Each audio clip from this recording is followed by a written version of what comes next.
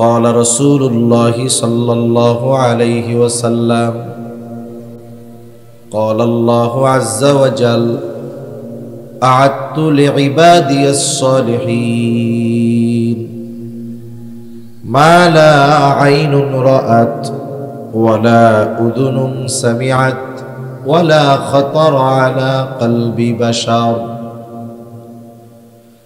রাসূলুল্লাহ সাল্লাল্লাহু আলাইহি ওয়াসাল্লাম বলেন, আল্লাহ তাআলা বলেছেন, এটা হলো হাদিসে কুদসি, বলেছেন আল্লাহ, কিন্তু কথাগুলো কোরআনে নাই। নবীজি বলেন, আল্লাহ তাআলা বলেন, আমি আমার নেককার বান্দাদের জন্য এমন জান্নাত প্রস্তুত করে রেখেছি মা লা আইনুন রাআত, যা দুনিয়ার কোনো চোখ দেখে নাই, ওয়ালা উযুনুন সামিআত, ওই নিয়ামতের বাস্তব কথা দুনিয়ার কোনো কান শুনে নাই, ওয়ালা খাতারা আলা কলবি বাশার, ওই নিয়ামতের বাস্তব চিন্তা উপলব্ধি দুনিয়ার কোনো মানুষের অন্তর করতে পারে না। অকল্পনীয় নিয়ামত আল্লাহ তাআলা রেখে দিয়েছেন। আবার যার কবরটা কষ্টদায়ক হবে, আলমে বরজখ, ও মনে করবে এটাই মনে হয় জাহান্নাম। এই কষ্টের মাঝে আরেকজন শান্তির মাঝে দীর্ঘকাল পার করে ফেলবে। আল্লাহ তাআলা কোরআনুল কারীমের মধ্যে জানায় দেন, সিংহায় ফুৎকারের মাধ্যমে এই দুনিয়ায় মানব সভ্যতার অবসান ঘটবে, ইতি ঘটবে। আল্লাহ তাআলা বলেন, ওয়ানুফিখা ফিস সূরি ফাসাইকা মান ফিস সামাওয়াতি ওয়া মান ফিল আরদ ইল্লা মান শাআল্লাহ সুম্মা নুফিখা ফীহি উখরা ফাইযা হুম কিয়ামুন ইয়ানদুরুন। আল্লাহ তাআলা বলেন, প্রথমবার সিংহায় যখন ফুৎকার দেওয়া হবে, ফাসাইকা মান ফিস সামাওয়াতি ওয়া মান ফিল আরদ, আসমান জমিনের মাঝে যা কিছু আছে, আল্লাহ তাআলা যেগুলো চান সেগুলো ছাড়া সব প্রাণী, সব প্রাণ, সব মানুষ ওই আওয়াজে প্রথমে অজ্ঞান হয়ে যাবে। মুফাসসিরিনে কেরাম বলেন, প্রথমে অজ্ঞান হবে, এরপরে তাদের ইন্তেকাল হবে, তথা তারাও মৃত্যুবরণ করবে। এর মাধ্যমে সর্বশেষ মানুষটাও আলমে বরজখের বাসিন্দা হয়ে যাবে। গোটা দুনিয়াতে আর একটা মানুষ অবশিষ্ট থাকবে না। এক সিংহায় ফুৎকারের মাধ্যমে মানব সভ্যতার, মানব জাতির অবসান হলো। দ্বিতীয় আরেকটা সিংহায় ফুৎকারের মাধ্যমে আবার আমাদেরকে পুনরুজ্জীবিত করা হবে। তবে এই দুই সিংহায় ফুৎকারের মাঝে ব্যবধান কত বছরের? হাদিসের মধ্যে আসছে, আবু হুরায়রা রাদিয়াল্লাহু তাআলা আনহু থেকে বর্ণিত, তিনি বলেন, দুই সিংহায় ফুৎকারের ব্যবধান, প্রথমবার সিংহায় ফুৎকারের 40 পর দ্বিতীয়বার সিংহায় ফুৎকার দেওয়া হবে। নবীজি বলছেন, জিজ্ঞাসা করা হলো, ইয়া রাসূলুল্লাহ, 40 দিন পর? নবীজি বললেন, না, 40 সপ্তাহ পর না, 40 মাস পর না, 40 বছর পর না। এই ধারাবাহিকতায় সর্বশেষ প্রশ্নটা হতে পারত 40,000 বছর নাকি। এই দৃষ্টিকোণ থেকে মুফাসসিরিনে কেরাম বলেন, দুই সিংহায় ফুৎকারের মাঝে ব্যবধান হবে কমপক্ষে 40,000 বছর। এই আলোকে যেই লোকটা সবচাইতে কম সময় আলমে বরজখে থাকবে, তার আলমে বরজখে অবস্থানের মেয়াদ কাল হবে কমপক্ষে 40,000 বছর। তাহলে আলমে বরজখে আমাদের অবস্থান হবে দীর্ঘকাল, তবে অনন্তকাল নয়। দ্বিতীয়বার সিংহায় ফুৎকারের মাধ্যমে মানুষ আবার পুনরায় পুনরুজ্জীবিত হবে। আল্লাহ তাআলা বলেন, সুম্মা নুফিখা ফীহি উখরা ফাইযা হুম কিয়ামুন ইয়ানদুরুন। আল্লাহ তাআলা বলেন, অতঃপর যখন আবার সিংহায় ফুৎকার দেওয়া হবে, প্রত্যেকে প্রত্যেকের অবস্থান স্থল থেকে উঠে দাঁড়িয়ে যাবে। ফাইদা হুম কিয়ামুন ইয়ানজুরুন, শুধু দাঁড়িয়ে যাবে তা নয়, ডানে বামে তাকায় দেখতে থাকবে কি হচ্ছে এগুলা। সূরা জিলজালের মধ্যে আল্লাহ তাআলা বলেন, ইযা জুলজিলাতিল আরদু জিলজালাহা ওয়া আখরাজাতিল আরদু আথকালাহা ওয়া ক্বালাল ইনসানু মা লাহা। যখন পৃথিবী প্রচন্ড বেগে প্রকম্পিত হবে, তখন কি হবে? ওয়া আখরাজাতিল আরদু আথকালাহা, জমিনের মধ্যে যত ভারী জিনিস ছিল সে সবগুলোকে উগরিয়ে দিবে, বের করে দিবে। ভারী জিনিসগুলো কি হতে পারে? মুফাসসিরিন ইকরাম বলেন, হয়তো মানুষের দেহ অথবা মাটির তলে যত খনিজ পদার্থ আছে, স্বর্ণ আছে, আর অনেক কিছু আছে, এগুলো উগরিয়ে দিবে। এগুলো দুনিয়ার সম্পদ, এগুলোর জন্যই দুনিয়ার মানুষ সব কিছু করে। আর যখন দেখবে এইগুলা ওইভাবে জমিন উগরিয়ে দিচ্ছে, মানুষেরা বলা বলি করবে, হায় রে, এগুলো কি হচ্ছে, এগুলো কি হচ্ছে? তাকায়া দেখবে আর বলবে এগুলো হচ্ছেটা কি? ফাইদা হুম কিয়ামুন ইয়ানজুরুন, দাঁড়ায়া যাবে এবং দেখতে থাকবে কি হচ্ছে এগুলো। আল্লাহ তাআলা কোরআনুল কারীমের আরেক জায়গায় বলেন, ওয়ানুফিখা ফিস-সূরি ফাইদা হুম মিনাল আজদাসি ইলা রাব্বিহিম ইয়ানসিলুন। এখানে দ্বিতীয়বার সিংহায় ফুৎকার উদ্দেশ্য। দ্বিতীয়বার সিংহায় ফুৎকার দেওয়ার পরে কি হবে? ফাইদা হুম মিনাল আজদাসি ইলা রাব্বিহিম ইয়ানসিলুন, প্রত্যেকে তার অবস্থান স্থল থেকে উঠে যাবে। ইলা রাব্বিহিম ইয়ানসিলুন, সকলে তাদের রবের দিকে ছুটতে থাকবে, দৌড়াইতে থাকবে। যার কবরে আযাব ছিল তথা আলমে বারজখে যে শাস্তিতে ছিল, যেটাকে সে জাহান্নাম মনে করেছিল, ওই ব্যক্তিও দ্বিতীয়বার সিংহায় ফুৎকার দেওয়ার পর যখন হাসরের ময়দানে উঠবে, কিছুই হয় নাই, শুধু উঠবার পর হাসরের ময়দানের থমথমে ভাব দেখে ওই লোকটা তার আলমে বরজখে আযাবের কথা মুহূর্তের মধ্যে ভুলে যাবে। তার কবরে যে আযাব ছিল, হাসরের ময়দানে শুধু উঠছে, কিছুই হয় নাই, আবহাওয়া দেখাই সব ভুলে গেছে। মাঝে মধ্যে এই বৈশাখ মাস যখন আসবে, বৈশাখ মাসে আমরা মাঝে মধ্যে কি দেখি? হঠাৎ করে ভর দুপুরে চতুর্দিকে এমন কালো মেঘ হয়ে যায়, কেমন যেন মনে হয় সন্ধ্যা নেমে গেছে। এই ধরনের দৃশ্য, একটা থমথমে ভাব, গোটা দুনিয়া কেমন যেন নিস্তব্ধ নীরব, অটোমেটিকলি কিছুই হয় নাই, কিন্তু হয়েছে শুধু ওইটা, আবহাওয়ার একটু পরিবর্তন। কিন্তু ওই দৃশ্যটা যখন আমরা দেখি, একেবারে গগনে অন্ধ নিমেষ কালো অন্ধকার মেঘ যখন দেখি, তখন অন্তরের মধ্যে স্বাভাবিক নিজের অজান্তে অজানা এক আশঙ্কা, ভয়, ভীতি অন্তরের মধ্যে জাগ্রত হয় কি হয় না? কিয়ামতের ময়দানের ওই অবস্থা, কিছুই হয় নাই, শুধু ভাব দেখেই তাদের অবস্থা খারাপ। তারা কি বলবে? যাদের কবরে আযাব ছিল তারা বলবে, ক্বালু ইয়া ওয়াইলানা মান বা'আসানা মিন মারকাদিনা হাযা মা ওয়া'আদার রাহমানু ওয়া সাদাকাল মুরসালুন। ওই মানুষেরা বলবে, কে আমাদেরকে আমাদের অবস্থান স্থল থেকে উঠায় দিল? কে আমাদেরকে জাগায়া দিল? ওই আবহাওয়া দেখা কবরের আযাব ভুলে যাবে, মনে করবে কবরে মনে হয় তারা ঘুমিয়েছিল, আরামে ছিল। এই জন্য বলবে, মাম বাআসানা, কে আমাদেরকে জাগায়া দিল? মুমিনরা অথবা ফেরেশতারা তাদের এই কথার জবাবে বলবে, হাদা মা ওয়াদার রহমান, এটা হলো রহমানের সেই প্রতিশ্রুত দিবস, যেই দিবসের ওয়াদা তিনি দিয়েছিলেন।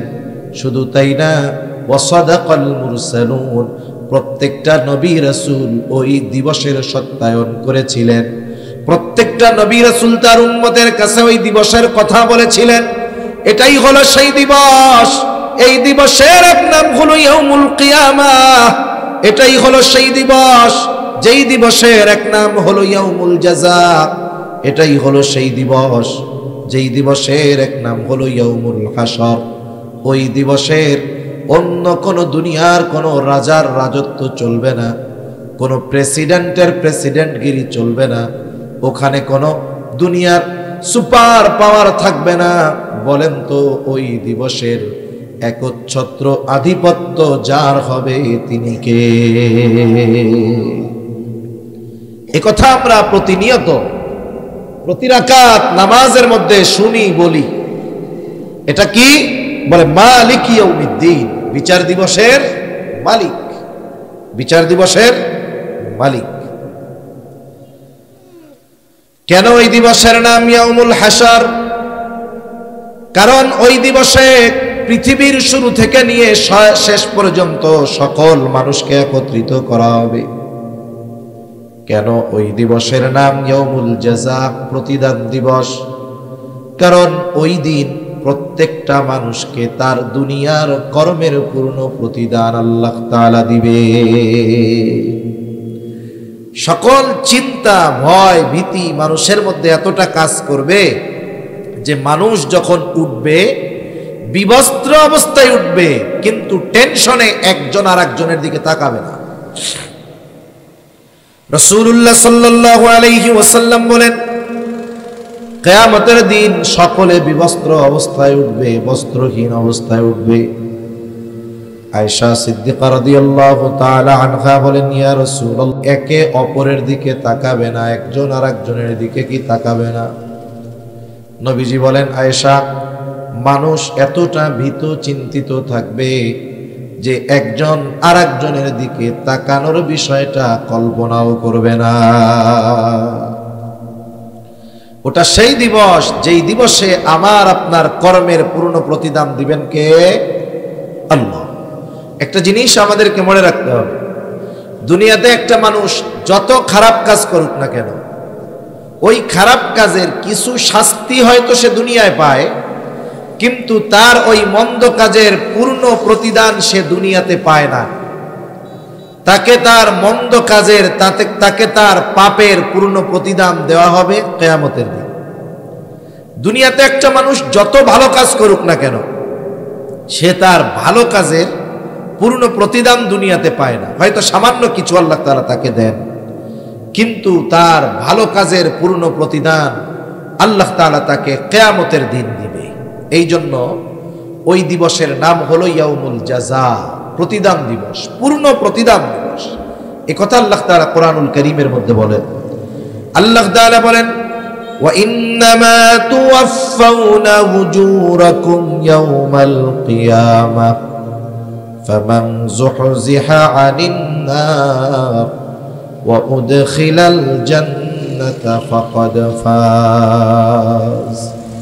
আল্লাহ তাআলা বলেন, ওয়া ইন্নামা তুওয়াফাউনা উজুরাকুম ইয়াউমাল কিয়ামাহ, কিয়ামতের দিন তোমাদেরকে তোমাদের দুনিয়ার কর্মের পূর্ণ প্রতিদান দেওয়া হবে।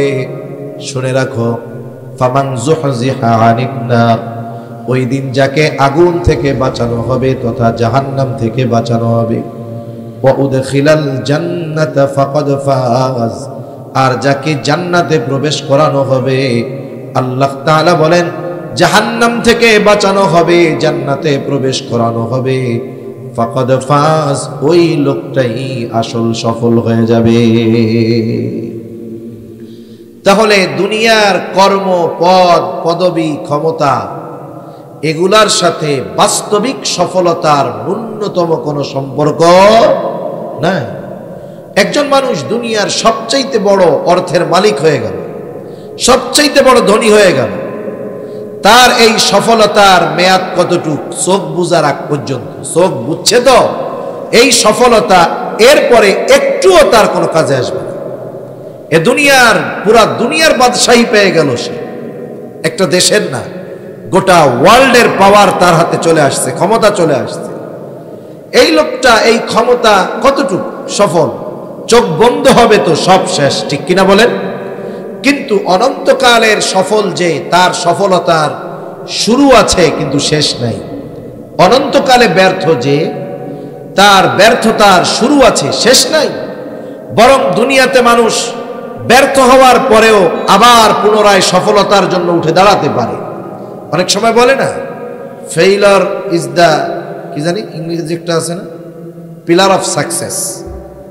হ্যাঁ, এখন এই যে ব্যর্থতাই সফলতার ভিত করে দেয়, এটা দুনিয়াতে সম্ভব, কিন্তু আখিরাতে যে একবার ব্যর্থ হবে সে আর সফলতার কল্পনাও করতে পারবে না। ঠিক কিনা বলেন? সেজন্য আমাদেরকে মূলত দুনিয়াতে যা হয় হোক, আখিরাতে সফল হওয়ার কর্মগুলো দুনিয়াতে করতে হবে। কারণ দুনিয়ার কর্মের উপরেই আখিরাতের সফলতা ব্যর্থতা নির্ভর করতেছে। আপনি দুনিয়া করেন, লিগ্যাল ওয়েতে করেন, কোনো সমস্যা নাই। আপনি ব্যবসা করেন, ভালো কাজ, লিগ্যাল ওয়েতে করেন, নীতি নৈতিকতা সত্যবাদিতা আমানতদারিতা ঠিক রেখে করেন, কোনো অসুবিধা নেই। বরং আপনি মানুষের কল্যাণে যদি চিন্তা করেন যে সকলে ভেজাল খাওয়ায়, আমি মানুষকে পিওরটা খাওয়াবো, এটা ইবাদত হবে, বিজনেস হবে, সাথে সাথে আপনার প্রফিট হবে, লাভ হবে। ঠিক কিনা? কিন্তু আপনি যদি চিন্তা করেন এই বিজনেসটা হলো শুধু আমার কামানোর রাস্তা, তাহলে এই বিজনেস আপনাকে জাহান্নাম পর্যন্ত নিয়ে যাবে। আপনি সমাজে সম্ভ্রান্ত সম্মানিত মানুষ হয়েছেন, পাওয়ার পেয়েছেন, বড় চাকরি পেয়েছেন, আপনি আপনার এই ক্ষমতাটাকে ভালো কাজে লাগান। আপনি যদি এটাকে নিজের আখের গোছানোর চিন্তা করেন যে আমার সম্পদের পাহাড় গড়ার একটা সুযোগ হলো, দুর্বলের উপরে জুলুম করার সুযোগ হলো, তাহলে ওই পাওয়ার ওই ক্ষমতা আপনাকে জাহান্নাম পর্যন্ত পৌঁছায়া দিবে, এ ব্যাপারে কোনো সন্দেহ নাই। সেজন্য এই দুনিয়াতেই আমাদেরকে অনন্তকালের সফলতার বীজ বপন করতে হবে। ওই দিন আল্লাহ তাআলা প্রতিদান দিবেন। কিয়ামতের ময়দানে কয়েকটা টাইম, কয়েকটা মুহূর্ত হবে যেই সময়ে মানুষেরা সকলে চিন্তিত থাকবে, ভীত থাকবে, একেবারে থান্ডার্ড হয়ে যাবে। কি হবে এরপরে? যেমন যখন পরীক্ষার ফলাফল ঘোষণার একেবারে চূড়ান্ত মুহূর্ত হয়, যে স্টুডেন্ট সে কতটা টেনশনে থাকে সে সেটা বুঝতে পারবে। কারণ সে জানে এখনই যেটা প্রকাশিত হবে এটাই আমার সফলতার খবর, এখনই যেটা প্রকাশিত হবে এটাই হয়তো বা হতে পারে আমার ব্যর্থতার খবর। ঠিক কিনা বলেন? দুনিয়ার ফলাফল প্রকাশের আগে কত টেনশন, যেই ফলাফল খারাপ হলেও নেক্সটে ভালো করার সুযোগ থাকে, কিন্তু আখিরাতের ময়দানে যখন ফলাফল খারাপের ঘোষণা আসবে, এটাকে রিকভারি করার কোনো সুযোগ মানুষের জন্য আর থাকবে। যেই সময়গুলোতে মানুষ সবচাইতে চিন্তিত ভীত থাকবে, এর মধ্যে অন্যতম একটি টাইম হলো যখন মানুষকে আমল নামা দেওয়ার খবর জানানো হবে, যে এখন তোমাদের সবার আমল নামা দেওয়া হবে, মুমিন হোক আর কাফের হোক, সকলকে সকলের দুনিয়ার আমল নামা, আমলের খবর ফাইল আকারে পৌঁছায়া দেওয়ার ব্যবস্থা আল্লাহ তাআলা রেখে দিয়েছেন। আল্লাহ তাআলা ঘোষণা দিবেন, আমল নামাগুলো ছেড়ে দেওয়া হবে, প্রত্যেকের আমল নামা প্রত্যেকের হাতে পৌঁছিয়ে যাবে। কেউ বা ডান হাতে আমল নামা পাবে, কেউ বাম হাতে পাবে। ডান হাতে যারা আমল নামা পাবে, এর দ্বারা তারা নিশ্চিত হবে যে আমাদের জাহান্নামে যাওয়া লাগবে না, তবে পাপের কারণে কিছুকাল জাহান্নামে থাকা লাগতে পারে, কিন্তু অনন্তকাল জাহান্নামে থাকা লাগবে না। এই জন্য যারা ডান হাতে আমল নামা পাবে তারা কতটা আনন্দিত হবে। আল্লাহ তাআলা কোরআনুল কারীমের মধ্যে বলেন, ফাআম্মা মান উতিয়া কিতাবাহু বিয়ামিনি ফায়াকুলু হাউম ইকরাউ কিতাবিয়া ইন্নী যানানতু আন্নী মুলাকিন হিসাবিয়া। যারা ডান হাতে আমল নামা পাবে এরা আনন্দে বলবে, ফায়াকুলু হাউম ইকরাউ কিতাবিয়া, তারা আনন্দে বলবে এই তো আমার কিতাব, এই তো আমার আমল নামা, তোমরা পড়ে দেখো আমার কিতাব, আমার আমল নামা।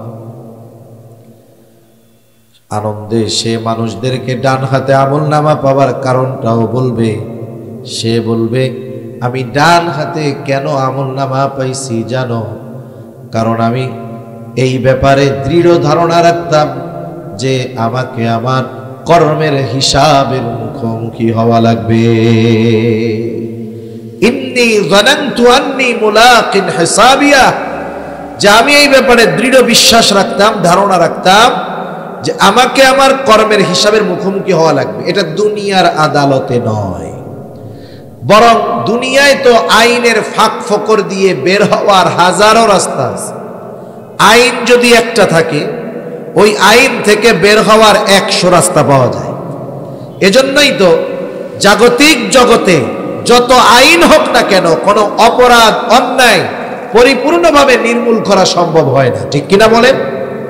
বরং দিন যায়, প্রসেস তো এমন হয় যে ভবিষ্যতে যেন আরো অন্যায় বেশি হয়, ভবিষ্যতে যেন অপরাধ বেশি হয়, এরকম প্রসেস আরো করা হয়। এই জন্য ওই সেল লোকটা বলবে যে আমি ডান হাতে আমলনামা পাবার কারণ হলো আমার দুনিয়ার কর্মের হিসাব কিয়ামতের দিন দেওয়া লাগবে। আল্লাহর সামনে আমার দুনিয়ার কর্মের হিসাবের মুখোমুখি হওয়া লাগবে। এই জন্য এই চিন্তার কারণে আমি দুনিয়ায় ভালো কাজ করেছিলাম, যার কারণে আজকে আমি ডান হাতে আমলনামা পেয়ে গেছি। আর একদল বাম হাতে পাবে। বাম হাতে যারা পাবে, বাম হাতটাকে বুক চিরে পিঠের দিকে, পেছন দিকে নেওয়া হবে, এরপরে বাম হাতের মধ্যে আমলনামা দেওয়া হবে। এরা বাম হাতে আমলনামা পায়া বলতে থাকবে, ওয়া আম্মা মান উতিয়া কিতাবাহু বিশিমালি ফায়াকুলু ইয়া লাইতানি লাম উতা কিতাবিয়া ওয়া লাম আদরি মা হিসাবিয়া ইয়া লাইতাহা কানাতিল কাদিয়া মা আগনা আন্নি মালিয়া। বাম হাতে আমলনামা পায়া বলবে, ইয়া লাইতানি লাম উতা কিতাবিয়া, হায় দুর্ভোগ, আমি যদি এই কিতাব না পাইতাম কতই না ভালো হতো। ওয়ালাম আদরি মা হিসাবিয়া, আমি যদি আমার হিসাবটা না জানতাম কতই না ভালো হতো। ইয়া লাইতাহা কানাতিল কাদিয়া, এই যে প্রথমবার যখন মৃত্যু হবে, আমার আপনারও হবে, ওই মৃত্যুর ব্যাপারে সে বলবে, ওই মৃত্যুটাই যদি আমার জন্য চূড়ান্ত মৃত্যু হতো কতই না ভালো হতো। মা আগনা আন্নি মালিয়া, এত সম্পদ দুনিয়ায় ছিল, এই সম্পদ আমার কোনো কাজেই আসলো না। যত আফসোস করুক তার কিছুই করার আর থাকবে না। বাম হাতে আমলনামা যে পাবে সে জাহান্নামী, ডান হাতে আমলনামা পাবে সে জান্নাতি। ডান হাতে যারা আমলনামা পাবে, এদের মধ্যে কিছু মানুষ পাপ করলে হয়তো তাদেরকে শাস্তি দিয়ে আল্লাহ আবার জান্নাতে দিবে, অথবা আল্লাহ তাআলা যদি চান তাকে মাফ করে জান্নাতে দিয়ে দিবে। ডান হাতে আমলনামা পাওয়া ব্যক্তি সে জান্নাতে যাবেই, হয়তো বিনা হিসাবে অথবা পাপের কারণে কিছু শাস্তি ভোগ করে। এখন জান্নাতি জান্নাতে, জাহান্নামী জাহান্নামে। জান্নাতি জান্নাতে যাওয়ার আগ পর্যন্ত কাউকে চিনবে না, কিন্তু জান্নাতে যাওয়ার পরে সে কাউকে ভুলবে না। দুনিয়ায় তার যার সাথে একবার দেখা হয়েছে, জান্নাতি জান্নাতে গিয়ে ওই ব্যক্তিটাকেও খুঁজতে থাকবে। অথচ হাসরের ময়দানের অবস্থা এরকম, যেখানে মা তার সন্তানকে পরিচয় দিবে না, চিনতে চাইবে না, বাবা তার ছেলেকে চিনবে না, স্বামী স্ত্রীকে, স্ত্রী স্বামীকে চিনবে না, এমন এক অবস্থা। কিন্তু জান্নাতে গিয়ে কেউ কাউকে ভুলবে না। আল্লাহ রাব্বুল আলামিন কিয়ামতের ময়দানের সেই চিত্র আমাদের সামনে তুলে ধরেন। আল্লাহ তাআলা বলেন, ইয়াউমা ইয়াফিরুল মারউ মিন আখিহি ওয়া উম্মিহি ওয়া আবিহি ওয়া সাহিবাতিহি ওয়া বানিহি লিকুল্লি ইমরিইম মিনহুম ইয়াউমাইযিন শা'নুন ইউগনিহি। আল্লাহ তাআলা বলেন, কিয়ামতের দিন ভাই ভাইয়ের থেকে পলায়ন করবে। ওয়া উম্মিহি ওয়া আবিহি, পিতা মাতার থেকে পলায়ন করবে। ওয়া সাহিবাতিহি ওয়া বানিহি, স্ত্রী সন্তানদের থেকে পলায়ন করবে। প্রত্যেকটা মানুষ নিজের চিন্তায় বিভোর থাকবে। নিজের চিন্তায় চিন্তিত থাকবে। এই জন্য মা সন্তানকে চিনবে না, সন্তানও মাকে চিনবে না। বরং ওই দিন মানুষেরা এমনও দরখাস্ত আল্লাহ তাআলার কাছে করবে, বলবে, আল্লাহ, সারা দুনিয়ার মানুষকে জাহান্নামে দিয়ে হলেও আপনি আমাকে মাফ করে জান্নাত দিয়ে দেন। সারা দুনিয়ার সব মানুষের জাহান্নামে দেন, এরপরেও আপনি এর বদৌলতে আমারে জান্নাত দিয়ে দেন। তাহলে কেমন অবস্থা ওই জায়গার? সব কথা তো আর কথা দিয়ে বোঝানো যায় না। কিছু জিনিস আছে যেটা প্র্যাকটিক্যালি উপলব্ধি করতে হয়, এটা বলে কখনো ওই বিষয়টা বোঝানো যায় না। ফলের স্বাদ ওয়াজ করে বোঝানো যাবে না। 15 ঘন্টা যদি কেউ ওয়াজ করে স্বাদ বুঝাইতে পারবে না, কিন্তু কিনা যদি খাওয়াই দেয় এমনিই বুঝবে। এখন আমরা বলতে পারতেছি, কিন্তু ওই মুহূর্তটা যে কত কঠিন এটা চিন্তা করার মতো, ধারণ করার মতো জ্ঞান, ব্রেন আল্লাহ তাআলা আমাকে আপনাকে দেয় নাই। কিন্তু সতর্ক হওয়ার দরকার। এখন আল্লাহ তাআলা বলেন, বাম হাতে যে আমলনামা পাইল তার খারাপ কর্মের কারণে যেহেতু পাইছে, বাম হাতে আমলনামা যে পেল তার ঠিকানা হলো জাহান্নাম। তার ঠিকানা কোথায় বলেন? জাহান্নাম। দুনিয়াতে কোনো মানুষ জাহান্নামে যাইতে চায় না, যদি শুধু সে নাস্তিক না হয়। যে নাস্তিক সে তো পরকাল অবিশ্বাস করে, কিন্তু যারা আস্তিক, যারা পরকাল মানে, মোটামুটি পৃথিবীর যত ধর্ম আছে সব ধর্মের মানুষ জান্নাত আর দোজখ এটা মোটামুটি ওই ধর্মের ভাষায় হইলেও মানে। হিন্দুদের যেমন স্বর্গ নরক, এরকম প্রত্যেক ধর্মই মানে। প্রত্যেক ধর্মের প্রত্যেকটা মানুষ জান্নাতে যেতে চায়, কেউ জাহান্নামে যেতে চায় না। আপনাদের মধ্যে 2-1 আছেন নাকি? না হুজুর, সবাই এক দলে যাবে কেন, আমি স্বতন্ত্র হই, জাহান্নামে যাই একটু। হ্যাঁ, স্বতন্ত্র খেলা সব জায়গাতে চলবে না। কেউ দুনিয়াতে জাহান্নামে যাইতে চায় না। বেনামাজিও জাহান্নামে যাইতে চায় না। সারা জীবন আল্লাহর নাফরমানি করছে, ওকেও জিজ্ঞাসা করবেন, ও জাহান্নামে যাইতে চায় না। বরং বেনামাজি নাফরমান নামাজির আগে জান্নাতে যাইতে চায়। এই জন্য সমাজে কিছু মানুষ আছে দেখবেন এরকমও কয়, আরে নামাজ না পড়লে কি হয়, নামাজির চাইতে আমার ইমান ঠিক আছে।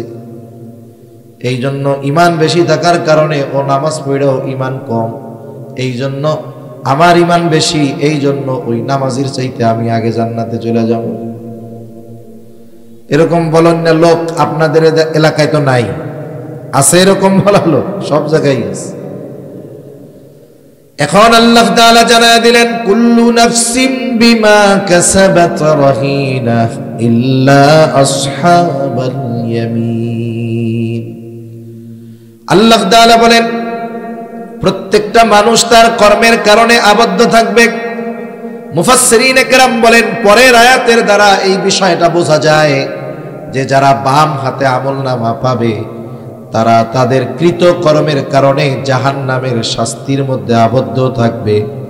ইল্লা আসহাবাল ইয়ামিন, তবে যারা ডান হাতে আমলনামা পেয়েছে তারা নয়, কারণ ডান হাতে আমলনামা যারা পাবে তাদের ঠিকানা হলো জান্নাত।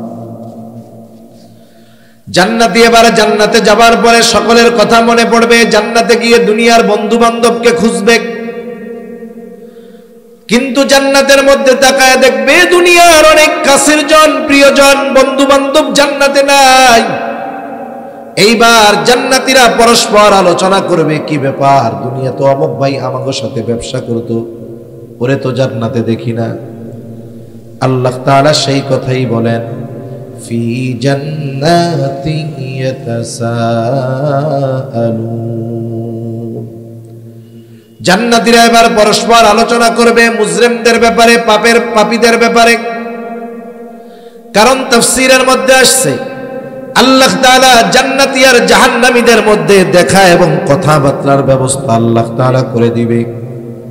জান্নাতী জাহান্নামীকে দেখবে, জাহান্নামী জান্নাতীকে দেখবে। জান্নাতী যখন জাহান্নামের দিকে তাকায় দেখবে তার অনেক কাছের মানুষ জাহান্নামের কঠিন শাস্তি ভোগ করতেছে। এই দৃশ্য দেখে সে আল্লাহ তাআলার কাছে শুকরিয়া আদায় করে বলবে, আল্লাহ দুনিয়ায় তো ওর সাথেই আমি চলতাম, আপনি যদি আমার প্রতি অনুগ্রহ না করতেন আল্লাহ, হয়তো আজকে আমাকেও ওর সাথে জাহান্নামে যাওয়া লাগতো।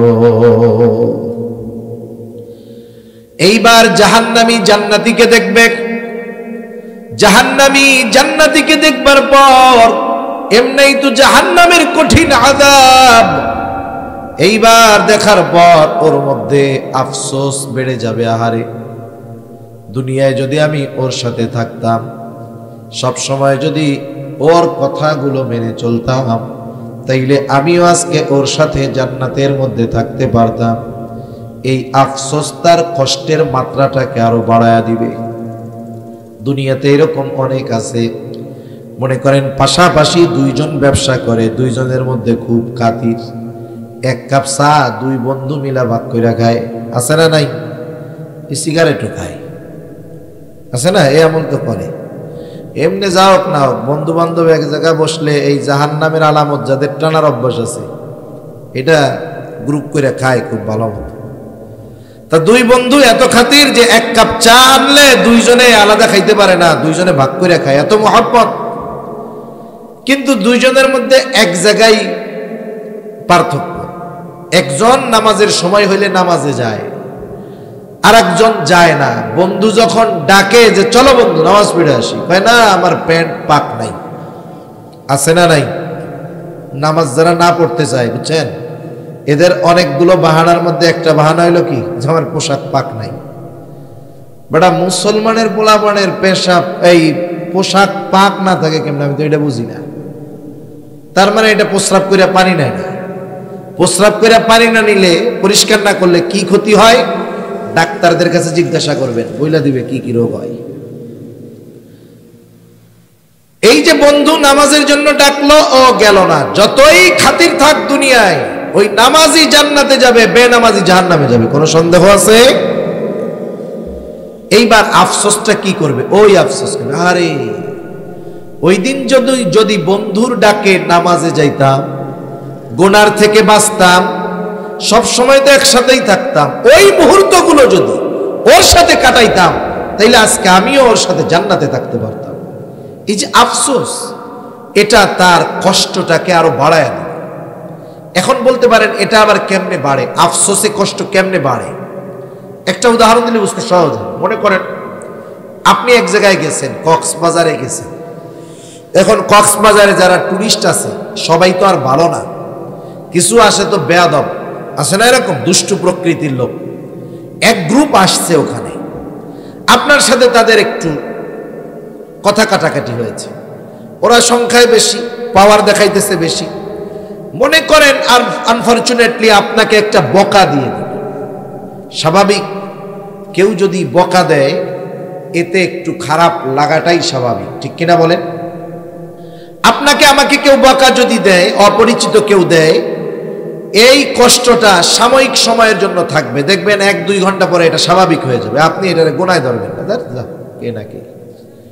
বলেন তো ওই বকাটাই, যেই বকাটা ওই অপরিচিত লোকটা আপনাকে দিয়েছিল, ওইটা যদি আপনাকে আপনার পরিচিত একজন দেয়, ওই বকাটা, অপরিচিত লোক ওই বকা দিলে যেই কষ্ট পেয়েছেন, পরিচিত লোক যদি দেয় কষ্ট বেশি লাগবে না কম লাগবে? এভাবে করে স্টেপ বাই স্টেপ যাওয়ার পরে ওই বকাটা যদি আপনার সন্তান আপনাকে দেয়, বলেন তো এই বকাটা বিষাক্ত তীর হয়ে কলিজায় আঘাত করবে, ঠিক কিনা বলেন? শব্দ এক, কিন্তু শুধুমাত্র জবানের পরিবর্তনের কারণে কষ্টের কতটা পরিবর্তন হয়। এই জন্য মানুষের আফসোস অনেক সময় তাকে পীড়া দেয়, কষ্ট দেয়। এই কষ্টের কারণে অশান্তি আসে। ওই জাহান্নামীও ওই যে আফসোস করবে, গেছিলাম না কেন, যদি যাইতাম এই কষ্ট পাইতাম।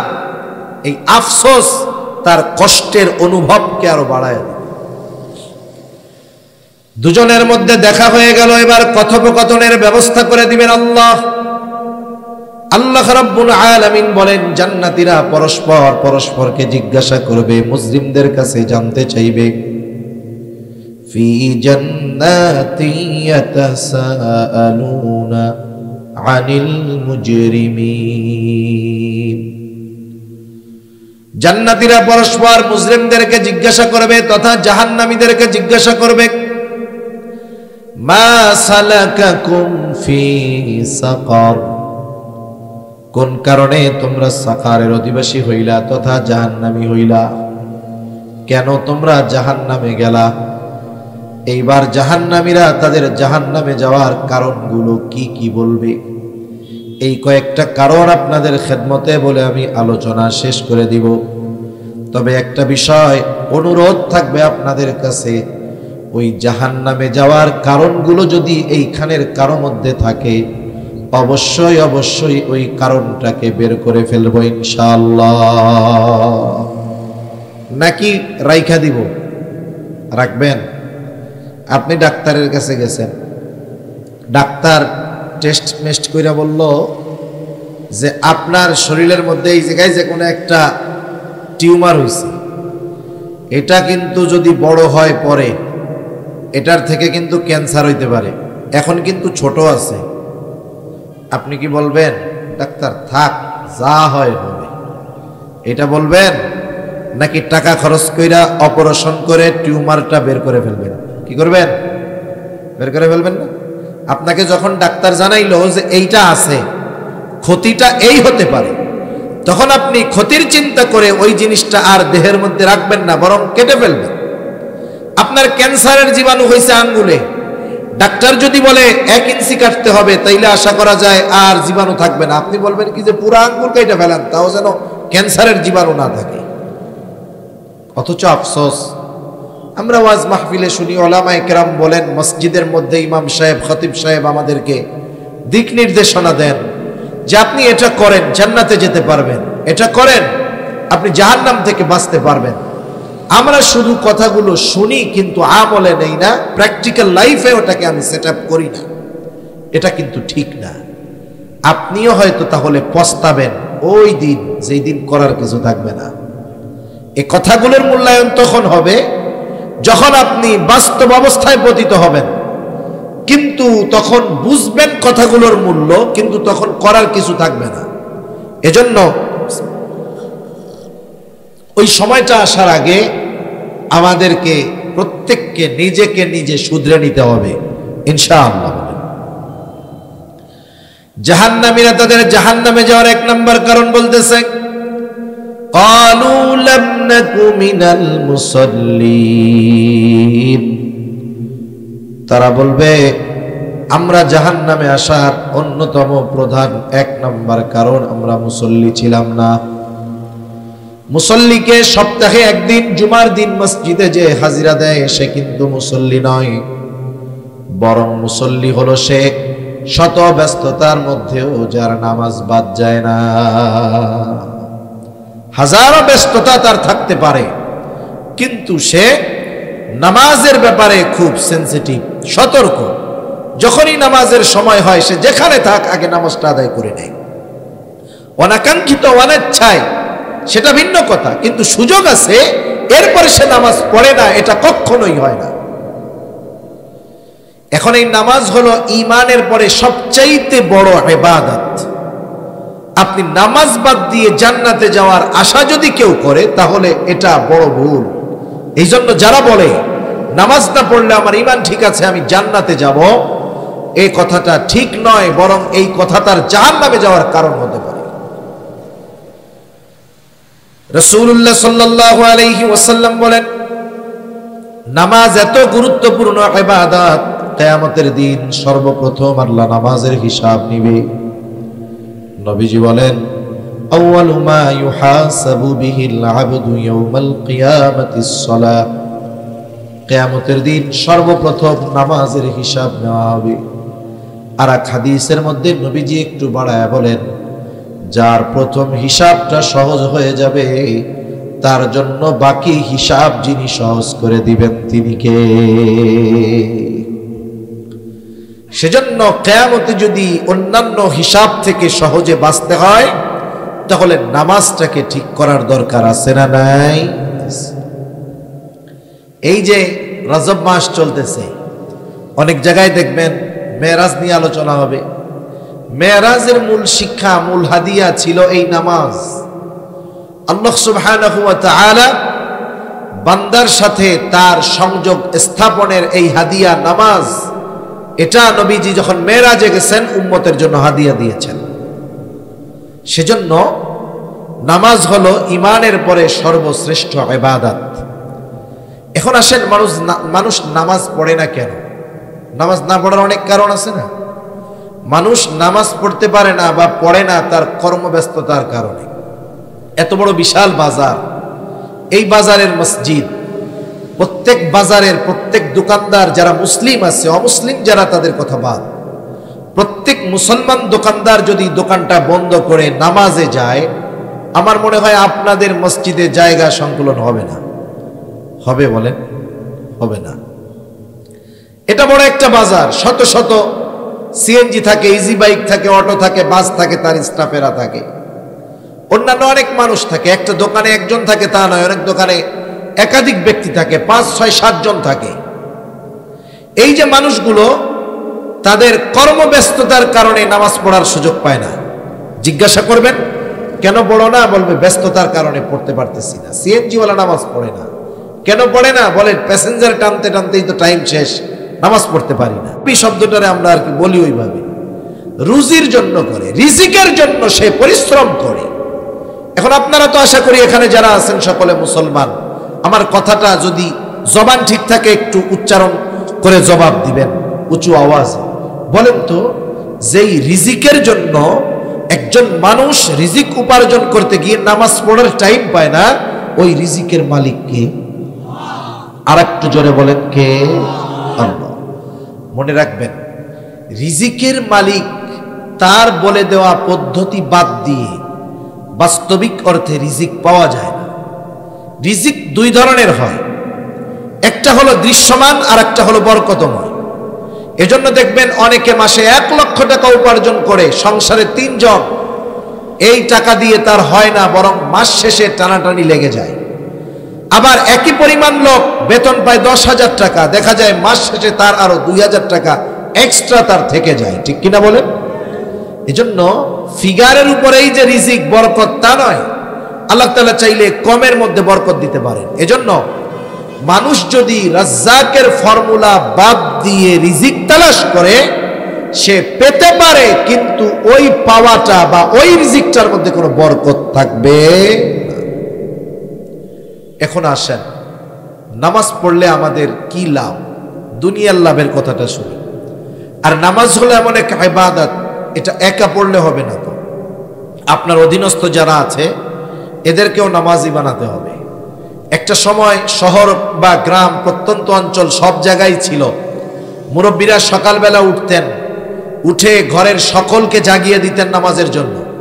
যারা পুরুষ ছিল, প্রাপ্তবয়স্ক ছিল, এরা মসজিদে চলে যেত, মেয়েরা মহিলারা উঠত, বরং আরো আগে মহিলারা উঠত। গ্রাম অঞ্চলে আমরা দেখেছি ছোটবেলাতে যে ফজরের নামাজ পড়ে পুরুষরা বাসায় আসার আগে আগে দেখা যাইত মহিলারা নামাজ পড়ে উঠান ঘর পরিষ্কার করে অলরেডি তারা কোরআন পড়া শুরু করে দিয়েছে। সময়ের বরকত ছিল। কিন্তু এখন আমরা চাকচিক্যময় বাতি, মোবাইল, এগুলো আমাদের রাতের ঘুম হারাম করে দিয়েছে। এখন ঘুমাই আমরা ফজরের পরে, উপায় নেই। সেজন্য হায়াত ছোট হয়ে গেছে, আমাদের হায়াত আমাদের ছোট হয়ে গেছে। কেমন যেন মনে হয় এই তো শুক্রবার গেল আর একটা চলে আসতেছে, হায়াতের বরকত নষ্ট হয়ে গেছে। কিন্তু যারা নামাজি, যারা একটা ডিসিপ্লিনের মধ্যে তাদের জীবনযাপন করে, এদের সময়ের বরকত ঠিকই আছে। এজন্য নামাজ মানুষকে এমন এক জীবনে অভ্যস্ত করে যেই জীবনে নিয়মতান্ত্রিকতা থাকে, নিয়মানুবর্তিতা থাকে। আমরা লেখাপড়া যারা করেছেন, স্কুলে হোক হাই স্কুলে হোক, আমরা ডিসিপ্লিন একটা কম্পোজিশন রচনা পড়েছি। এই যে নিয়মানুবর্তিতা, এটা জীবনের জন্য বড় একটা দরকার। ধর্মীয় অনুশাসন মেনে নেওয়ার মাধ্যমে, মেনে চলার মাধ্যমে একটা মানুষের লাইফে ডিসিপ্লিন আসতে পারে না, এটা অসম্ভব, কিয়ামত পর্যন্ত সম্ভব না। এক নিয়মতান্ত্রিকতার মধ্যে জীবনযাপন করা ইসলামবিহীন সম্ভব নয়। এখন আসেন, নামাজ তো একা পড়লে হবে না। নামাজ পড়ে আপনি জাহান্নাম থেকে নিজে বাঁচবেন তা হবে? আপনার অধীনস্থকে বাঁচাতে হবে না? কারণ নির্দেশ আল্লাহ তাআলার। আল্লাহ তাআলা বলেন, ইয়া আইয়ুহাল্লাযীনা আমানু কু আনফুসাকুম ওয়া আহলিকুম নারা। আল্লাহ তাআলা বলেন, হে ঈমানদারেরা, নিজে জাহান্নামের আগুন থেকে বাঁচো, অধীনস্থদেরকে বাঁচাও। তার মানে নিজে বাঁচবা ইবাদতের মাধ্যমে, গুনার থেকে বাঁচার মাধ্যমে, অধীনস্থদেরকেও এইগুলো করানোর মাধ্যমে তাদের জাহান্নাম থেকে বাঁচাও। তাহলে নামাজ একা পড়লে হবে না, ঘরের মানুষদেরকে নিয়ে পড়তে হবে। আপনি যদি নামাজি হয়ে যান, আপনার ঘরের মানুষগুলো, আপনার সন্তান, আপনার স্ত্রী, আপনার কন্যা যদি নামাজি হয়ে যায়, লাভটা কি? আমার কথা নয়, আল্লাহ বলেন, ওয়া উমুর আহলাকা বিসসালাতি ওয়াসতাবির আলাইহা লা নাসআলুকা রিজকা নাহনু নারযুকুকা ওয়াল আকিবাতু লিত্তাকওয়া। আল্লাহ তাআলা বলেন, তুমি তোমার অধীনস্থ যারা আছে তাদেরকে নামাজের জন্য আদেশ দাও। ওয়া'মুর আহলাকা বিসসালাহ, তুমি তোমার অধীনস্থদেরকে নামাজের আদেশ দাও। ওয়াসতাবির আলাইহা, তুমিও তার উপরে অটল থাকো। তার মানে এই মুমিন, তুমি নিজে মুসল্লি হও, ঘরের মানুষদেরকেও মুসল্লি বানাও। আল্লাহ তাআলা কেমন আবেগ, দরদ, মোহাব্বত নিয়ে বলতেছে, বান্দারে, লা নাসআলুকা রিজকা, আমি আল্লাহ তোমার কাছে তো রিজিক চাই না, বরং তোমরা যদি নামাজি হয়ে যাও, তুমি নামাজি হয়ে যাও, তোমার ঘরের মানুষ যদি নামাজি হয়ে যায়, আল্লাহ তাআলা বলেন, নাহনু নারযুকুকা, তোমরা নামাজি হওয়ার কারণে আমি আল্লাহ তোমাদেরকে রিজিক দিয়া দিব। তাহলে যারা মুসল্লি, তাদের রিজিকের জিম্মাদারি নিয়েছেন কে? আল্লাহ। আমি একটু আগে বললাম, একজন 1 লাখ উপার্জন করে মাস শেষে আরো টানাটানি, আর একজন 10,000 পায় কিন্তু মাস শেষে তার আরো ডাইনে থাকে। আমি উদাহরণ অনেক কিছু দিয়ে দেওয়া যাবে, কিন্তু দৃশ্যমান একটা বিষয় নিয়ে আমি আপনাদেরকে বলি। আমাদের দেশে সবচাইতে সম্মানিত অবহেলিত, সম্মানজনক অবহেলিত লোক কারা জানেন? সম্মানজনক অবহেলিত কেন বললাম? সমাজে ইমাম সাহেবের সম্মান আছে না নাই? বলেন তো, এই ইমাম যদিও সমাজের সবচাইতে সম্মানিত, সমাজের বেস্ট অথবা বিগ স্যালারি তার না। সে যত মানের সম্মানিত, ঠিক তাকে আমরা দেওয়ার বেলায় ততটা অবহেলা করি। অথচ দেখা যাবে আপনি ফ্যামিলি প্ল্যানিং কইরা এক হালির মধ্যে সীমাবদ্ধ আছেন। বুঝেন তো? ফ্যামিলি প্ল্যানিং বুঝেন? ফ্যামিলি প্ল্যানিং কইরা এক হালি মানে 4 জনের মধ্যে আপনি আপনার জীবন গুছাইয়া ফেলছেন, আপনি, আপনার স্ত্রী আর 2টা সন্তান। কিন্তু ইমাম সাহেবরা তো এটা করে না, কারণ ওরা বিশ্বাস করে দেয় আল্লাহ, যা হবে হবে। দেখা যাবে ওনারা সব মিলাইয়া হাফ ডজন, 4 বাচ্চা কাচ্চা, ওনারা 2 জন। আপনি মাস শেষে 50,000 টাকা পান, আপনার চলে না। ইমাম সাহেবের বেতন কত? 10,000 টাকা। এখন এই লোকের চলে কেমন? আল্লাহই জানে চলে কেমন। কিন্তু চলার কারণ যদি কোরআন সুন্নাহর আলোকে বিশ্লেষণ করা হয়, তাহলে দেখা যাবে দুনিয়ায় কোনো ইমামের ঘরে এমন বউ নাই যেই বউ, ইমামের ওয়াইফ নামাজ পড়ে না, বেনামাজি। এরকম একটা ইমামের ওয়াইফ আপনি দেখাতে পারবেন না, ঠিক কিনা বলেন? আর আমি চ্যালেঞ্জ দিয়ে বলতে পারবো, আপনাদের এইখানে অনেক মানুষ এমন আছে যে 5 ওয়াক্ত নামাজ পড়ে, কিন্তু তার ওয়াইফ 5 ওয়াক্ত নামাজ পড়ে না। আছে না নাই? সেজন্য কোন ইমামের ঘরের ওয়াইফ, স্ত্রী কখনো বেনামাজি হয় না।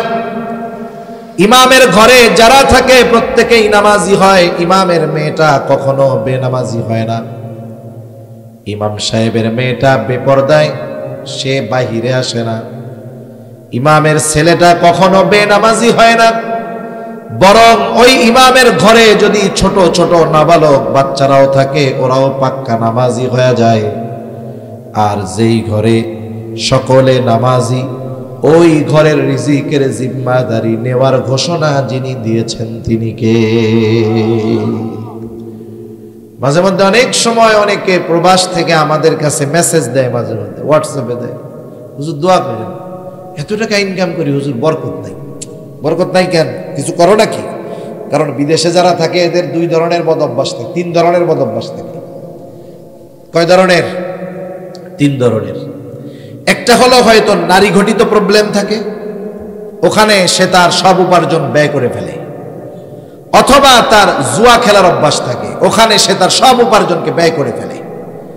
অথবা তার ড্রিঙ্কস মদ্যপানের অভ্যাস থাকে, ওখানে সে তার সব ব্যয় করে ফেলে। তা আমি জিজ্ঞাসা করি কয়েকটার, এরকম তোমার কি বদ অভ্যাস আছে? না হুজুর, কোনো বদ অভ্যাস নাই। তাহলে কত ইনকাম করো? বলে হুজুর লাখখানিক তো কামাই করি। তোমার খরচ কত? বলে খাওয়া মালিকের, থাকা মালিকের, আমার কোনো খরচ নাই। এই টাকা দেশে পাঠাই, এরপরেও থাকে না। নামাজ কালাম পড়নি ঠিক মতো? হুজুর নামাজ কালাম পড়ি। বিড়ি সিগারেট, কোনো বদ অভ্যাস নাই। আপনাকে ওয়াজ মাহফিল টাহফিল শুনি, কোরআন শরীফ পড়ি, এই পড়ি সেই পড়ি। তা কয়েকজনকে জিজ্ঞাসা করছি, তুমি তো খুব ভালো বুজুর্গ, বুঝলাম, তোমার বাড়ি বাড়ির কি খবর? কয় হুজুর এ কথা আর বললেন না। তাহলে কন এরপরে ও কি বলতে চায়? আমি হুজুরের কি বুঝতে বাকি আছে? নামাজের খবর নাই, বাচ্চা কাচ্চা গুলাও সব ওই রকম উশৃঙ্খল। আমি বলি শোনো, তুমি তো ছিদ্র কলসে পানি ঢালতেছ, কিয়ামত পর্যন্ত ঢালবা, ও কলস মাগার তুমি ভরতে পারবা না। ঠিক কিনা বলেন? তোমার তো বরকতের থলে শূন্য হয়ে গেছে। ওই বেনামাজি গুলো তোমার বরকতকে ছিনিয়ে নিয়েছে, কাজ হবে না। এজন্য ঘরের মানুষ নামাজি হলে বরকত। আপনি ব্যবসা করতেছেন, আপনি শুধু মনে করেন যে আমার সেল বাড়লেই মনে হয় লাভ বেশি হবে, তা না। আপনি যেহেতু নামাজি, ঘরের মানুষগুলাকে বলেন তোমরাও যদি নামাজি হও, মেয়েটাকে বলেন বাবা তুমিও যদি নামাজ পড়ো, ছেলেটাকেও বলেন তুমিও যদি নামাজ পড়ো, আশা করা যায় তোমরা নামাজি হওয়ার কারণে আল্লাহ তাআলা আমার উপার্জনে বরকত দিয়ে দিবে। আরো অনেক কথা তো বলা যাইতো। এখন বলেন নামাজি হলে দুনিয়ার লাভ আছে না নাই? দুনিয়ার মানুষের যদি রিজিকের চিন্তা না থাকে, আর কোনো চিন্তা নাই।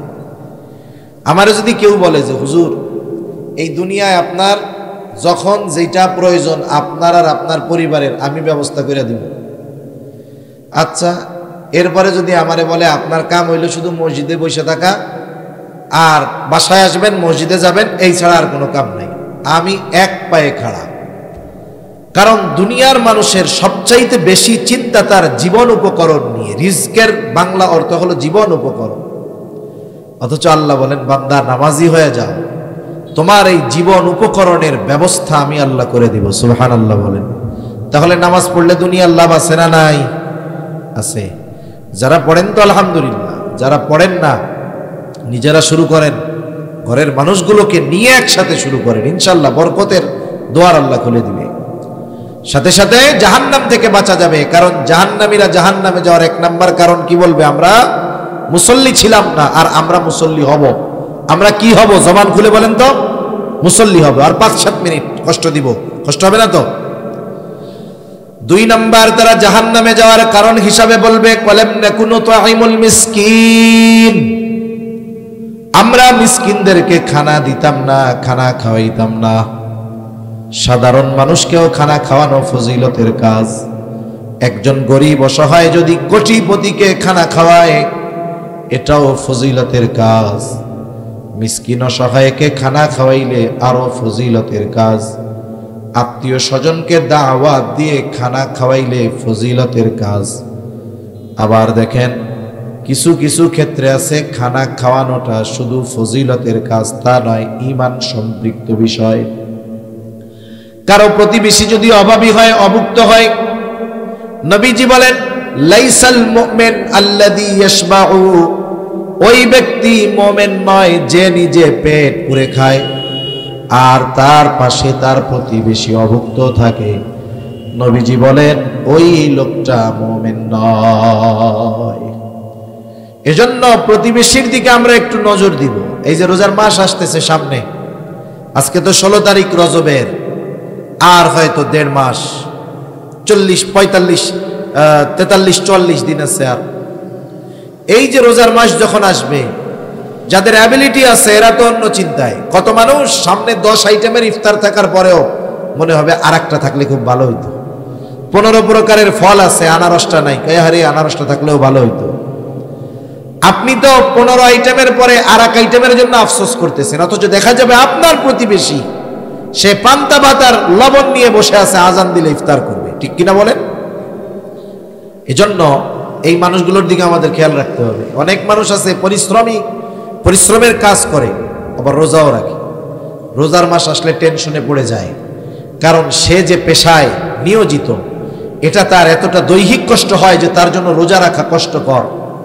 এরকম যদি থাকে, আপনি ওই রোজাদারকে বলেন যে আপনারা স্বামী স্ত্রী দুইজন টেনশন নিয়ে, আল্লাহ আমারে দিছে এই গোটা রোজার মাস, আপনারা দুইজন আমার মেহমান, খাওয়ান, মেহমান হিসাবে খাওয়াবেন, তাইলে মেহমানদারির সোয়াব, সাথে সাথে খাওয়াইছেন রোজাদার নেই, রোজাদারকে খাওয়ানোর সোয়াব। সে যদি প্রতিবেশী হয়, প্রতিবেশী হওয়ার কারণে এক সোয়াব, আবার যদি দরিদ্র হয় তাহলে দরিদ্র হওয়ার কারণে আর এক সোয়াব, ঠিক কিনা বলেন? চিন্তা করছেন এগুলো? সেজন্য মানুষকে খানা খাওয়ানোর অভ্যস্ত হওয়ার দরকার, বাট সেটা বিনিময়ের আশায় নয়। ওই যে আমাদের দেশে বিভিন্ন সময় বিভিন্ন অনুষ্ঠান করে, বিয়ের অনুষ্ঠান, আত্মীয় স্বজন দাওয়াত দিয়া দুমসে খাওয়াইয়া টেবিলে একটা পাইতা বসে থাকে, ক্যাশ কাউন্টার দিয়ে রাখে।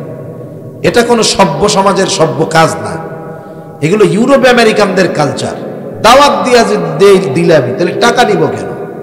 সেজন্য দাওয়াত যাদেরকে দিব আগের থেকে বলে দিব, আপনি দাওয়াত তো নিলেন, আমার পক্ষ থেকে শর্ত হইল নো গিফট গ্রান্টেড, কোনো এর বিনিময়ে কোনো কিছু গ্রহণ করা হবে না। কারণ সাহাবায়ে কেরাম মানুষদেরকে খানা খাওয়াইছেন কার জন্য বলেন? তারা কি বলতো খানা খাওয়ায় জানেন? তারা বলতো ইন্নামা নুতঈমুকুম লিওয়াজহিল্লাহি লা নুরিদু মিনকুম জাযাআন ওয়ালা শুকুরা। তারা বলে আমরা তোমাদেরকে খানা খাওয়াইছি আল্লাহর জন্য, যেহেতু আল্লাহর সন্তুষ্টির জন্য খাওয়াইছি, লা নুরিদু মিনকুম জাযাআন ওয়ালা শুকুরা, যেহেতু আল্লাহর সন্তুষ্টির জন্য খাওয়াইছি সুতরাং তোমাদের কাছ থেকে কোনো বিনিময় চাই না। অনেক সময় আমরা মানুষের কাছে আশা করি তার একটা উপকার করলাম, কমপক্ষে আমারে ধন্যবাদ তো দিবে। সাহাবায়ে কেরাম বলতো ওয়ালা শুকুরা, তোমরা আমাদের এই খানা খাওয়ানোর কৃতজ্ঞতা প্রকাশ করো, এটাও আমরা চাই না, কারণ খানা খাওয়াইছি আল্লাহর জন্য, এই খানা খাওয়ানোর বিনিময় যিনি আমাদেরকে দিবেন তিনি কে? এই জন্য মিসকিন অসহায়দেরকে খানা খাওয়াবো। জাহান্নামীরা তাদের জাহান্নামে যাওয়ার 3 নাম্বার কারণ বলবে ওয়া কুন্না নাখুদু মাল খাইদিন, অনর্থক মজলিসে কথাবার্তায় যারা লিপ্ত থাকতো আমরাও তাদের সাথে গিয়ে বসতাম, মিলতাম, থাকতাম। আফসোসের ব্যাপার, আমাদের দেশের অধিকাংশ চায়ের দোকানগুলো হলো অনর্থক মজলিসের মূল আখড়া, ঠিক কিনা কর? কোনো কামকাজ নাই, চার দোকানে বৈশা চা চুমুক দিবে আর সিগারেট টানবে আর এর দুর্নাম কইয়া বেড়াবে। মজলিস জমেই না যতক্ষণ না গীবত করা হয়। অপরের দোষ ত্রুটি বর্ণনা ছাড়া আমাদের মজলিসগুলা গরম হয় না, সমালোচনা ছাড়া মজলিস গরম হয় না। অথচ গীবত হলো একজনের মধ্যে যদি কোনো দোষ থাকে তার অনুপস্থিতিতে শুধুমাত্র মজা নেওয়ার জন্য, আলোচনার জন্য ওই দোষ ত্রুটি যদি আলোচনা করা হয় ওটা গীবত। কিন্তু যদি এমনটা হয় আলোচনা আপনারা করতেছেন 5 জন, ওই ব্যক্তির অনুপস্থিতিতে বলতেছেন কি ও তো এই কাজগুলা করে, ওরে সংশোধন করার দরকার, সংশোধনের নিয়তে আলোচনা করছেন ভিন্ন কথা, কিন্তু আমরা আলোচনা করি মজা নেওয়ার জন্য, এটা গীবত। এই গীবতের ব্যাপারে আল্লাহ তাআলা বলেন ওয়ালা ইয়াগতাব বা'দুকুম বা'দা আইয়ুহিব্বু আহাদুকুম আন ইয়াকুলা লাহমা আখিহি মাইতান ফাকারিহতুমুহ। আল্লাহ তাআলা বলেন তোমরা পরস্পরের গীবত কইরো না, দোষ চর্চা কইরো না। দোষ যদি তার মধ্যে থাকে, ওই দোষের আলোচনা যদি তার অনুপস্থিতিতে করা হয় ওটা হলো গীবত। একজন যদি থামায় দেয়, কয় ভাই এগুলা কইস না, কয় ধর বেটা ওর মধ্যে আছে বলেই তো কই, মিথ্যা কথা কইতেছে, এরকম বলে না মনে হয় না? এই এলো কি করলো দেখেন, গুনাহও করতেছে আবার অহংকারও করতেছে, এটারে বৈধ মনে করতেছে। গীবত করা কবিরা গুনাহ, এটাকে যদি বৈধ মনে করে তাহলে তো ঈমানই থাকবে না। সেই জন্য আল্লাহ বলেন ওয়ালা ইয়াগতাব বা'দুকুম বা'দা, তোমরা পরস্পরের দোষ চর্চা কইরো না। আইয়ুহিব্বু আহাদুকুম আন ইয়াকুলা লাহমা আখিহি মাইতা, তোমরা কি তোমাদের মৃত ভাইয়ের গোশত খাওয়াকে পছন্দ করো নাকি? আল্লাহ বলেন ফাকারিহতুমু, অথচ ওইটা তোমরা অপছন্দ করো। তাহলে এই গীবত করার মাধ্যমে কেমন যেন তোমরা তোমাদের মৃত ভাইয়ের গোশত খাও। যদি দোষ থাকে গীবত, না থাকলে অপবাদ। এজন্য এই ধরনের মজলিসগুলা থেকে আমরা বেঁচে থাকবো। দুনিয়ার অনেক মানুষের এই চায়ের দোকানের বা এই অহেতুক আড্ডাগুলো জাহান্নামে যাওয়ার কারণ। এই যে সময়গুলো চায়ের দোকানে বসে বসে কাটায়া দিচ্ছে, এই সময়ের মূল্য বুঝবে চোখ বন্ধ হইলে, কিন্তু করার কিছু থাকবে না তখন। দুনিয়ায় যারা হায়াতকে কাজে না লাগাবে ওই মানুষগুলো মরার পরে আফসোস করে। তাদের আফসোসের খবর আমরা শুনি না, কিন্তু শুনে কে? যে শুনছে সেই বলতেছে। মরার পরে যারা সময় কাজে লাগায় না, নামাজ কালাম পড়ে নাই, ভালো কাজ করে নাই, সম্পদ ছিল দান সাদকা করে নাই, ওরা আফসোস করে। আফসোস করে কি বলে? আল্লাহর কাছে বলে ফায়াকুল রাব্বি লাউলা আখরতানি ইলা আজালিন করিব ফাআসাদদাকা ওয়া আকুন মিনাস সালিহিন। আফসোস করে বলে, ও আমার রব, আমাকে আবার একটু অবকাশ দেন, দুনিয়ায় যাওয়ার মতো সুযোগ দেন। লাউলা আখরতানি, যদি আমার একটু আবার দুনিয়ায় যাওয়ার সুযোগ দিতেন, ফাআসাদদাকা ওয়া আকুন মিনাস সালিহিন, আমি আমার সম্পদ থেকে দান সাদকা করতাম, দ্বীনি কাজে ব্যয় করতাম, আর ভালো কাজ করে আমি সৎকর্মশীলদের দলভুক্ত হয়ে যাইতাম। বলেন তো, দুনিয়ার হায়াতটা চায়ের দোকানে বসে অহেতুক কর্মকাণ্ডে লিপ্ত হয়ে যারা দুনিয়ার এই মূল্যবান সম্পদ হায়াতটাকে শেষ করে দিল, মরার পরে যদি আল্লাহ তাআলার কাছে একটা মুহূর্তের জন্য সুযোগ চায়, সময় চায়, হায়াত চায়, যতই আবেগ নিয়ে দরদ নিয়ে বলুক না কেন, বলেন তো তাকে পুনরায় একটা মুহূর্তের জন্য দুনিয়ায় ফেরত আসতে দেওয়া হবে নাকি? এজন্য ওয়াজ শুধু আলোচনা শুধু শুনতে হয় তা না, এগুলো নিয়ে ভাবতে হয় যে আমি কি আমার এই হায়াতকে যথাযথভাবে কাজে লাগাচ্ছি কিনা। এগুলো বাসায় গিয়ে মাথার সাথে বালিশের সাথে মাথা লাগা একটু ভাববেন যে আমি যদি আজকে মারা যাই তাহলে আমি কি আল্লাহর সামনে আমার বিগত হায়াতের জবাব দিতে পারবো কিনা। আপনি যদি মনে করেন যে না পারবো, কোনো অসুবিধা নাই, তাহলে তো আপনি আল্লাহর ওলি। আর যদি চিন্তা করে দেখেন যে না আমার অবস্থা তো এরকম নাই, তাইলে আপনি কামব্যাক করেন, আপনি ডাইভার্ট করেন, আপনি টার্ন নেন, লাইফ ঘুরান, নাইলে জীবন শেষ। ওই আফসোস করার আগে যেই সম্পদ আমার আপনার কাছে আছে এই সম্পদের মূল্যায়ন করতে হবে। 4 নম্বর তারা বলবে ওয়া কুন্না নুকাযযিবু বিয়াউমিদ্দিন, আমরা কিয়ামতের দিবসকে অস্বীকার করতাম। এভাবেই চলছে দুনিয়া। এক সময় হায়াত ফুরায় গেল, হাত্তা আতানাল ইয়াকিন, দৃঢ় সত্যের আগমন ঘটল, অর্থাৎ মৃত্যু চলে আসলো, দুনিয়ার জীবন শেষ হলো। আমরা তাওবা করতে পারলাম না, ঈমান আনতে পারলাম না, দৃঢ় সত্যের আগমন ঘটলো, মৃত্যুবরণ করলাম। আর আল্লাহ তাআলা বলেন যেই মানুষগুলো অবকাশ পাওয়ার পরেও, সুযোগ পাওয়ার পরেও নামাজি হলো না, ভালো কাজ করলো না, সময়কে কাজে লাগালো না, আমার কাছে কিয়ামতে জবাবদিহিতা করতে হবে এই ব্যাপারে যথাযথ প্রস্তুতি গ্রহণ তারা করলো না। এই কারণে এরা তো জাহান্নামী। শুইনা নাও ফামা তানফাউহুম শাফাআতুশ শাফিঈন, এই মানুষগুলোর ব্যাপারে কোনো সুপারিশকারীর সুপারিশ গ্রহণ করা হবে না। আমাকে আপনাকে যেন এই দলের দলভুক্ত না হতে হয়, এজন্য আমার যত ব্যস্ততা থাক আমি 5 ওয়াক্ত নামাজ পড়বো তো ইনশাআল্লাহ। সাথে সাথে ঘরের মানুষদেরকেও নামাজি বানাবো, লাভ হবে।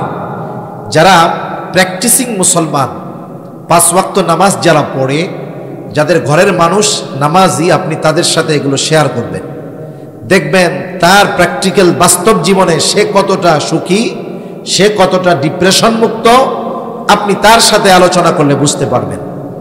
এজন্য বেনামাজি আর নামাজির অবস্থা একরকম নয়। সেজন্য আমরা নামাজি হব, নিজে নামাজি হব, ঘরের মানুষদেরকে এই ব্যাপারে সর্বোচ্চ গুরুত্ব দিব। 2 নম্বর, প্রতিদিন কিছু না কিছু সাদাকা করার চেষ্টা করব। অসহায় দরিদ্র মানুষ অনেক সময় আমার আপনার কাছে চায়।